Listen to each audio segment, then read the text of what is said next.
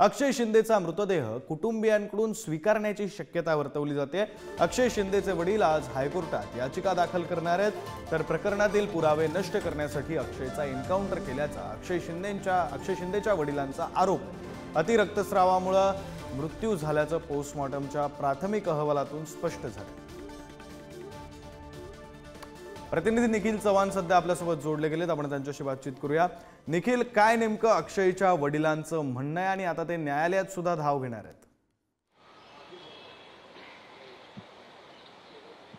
नक्कीच विक्रांत, आपण आता देखील आहोत ते म्हणजे कळवा हॉस्पिटल या ठिकाणी, आणि कालच अक्षय शिंदे याच्यावरती शवविच्छेदन प्रक्रिया संपूर्णपणे पार पडलेली आहे।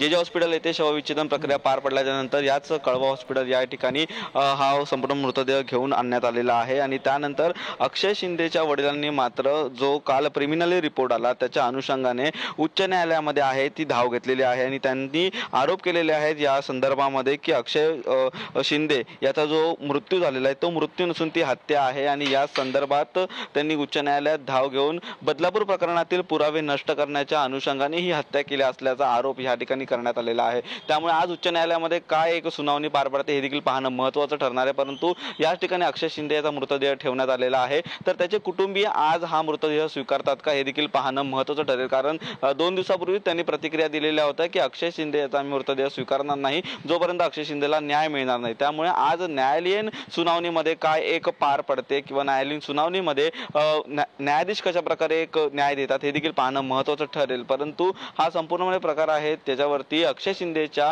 कुटुंबियांची महत्त्वाची भूमिका ही असणार आहे, आणि ती भूमिका अक्षय शिंदेचे कुटुंबीय काय घेतात हे देखील पाहणं आता महत्त्वाचं ठरणार आहे। अगदी खरं आहे निखिल, खरं तर अक्षय शिंदेचे कुटुंबीय नेमकी काय भूमिका घेतात, न्यायालयामध्ये आज नेमकं काय होतं हे सगळं पाहणं महत्त्वाचं असणार आहे, आणि या सगळ्याकडे आपलं लक्ष असणारच आहे।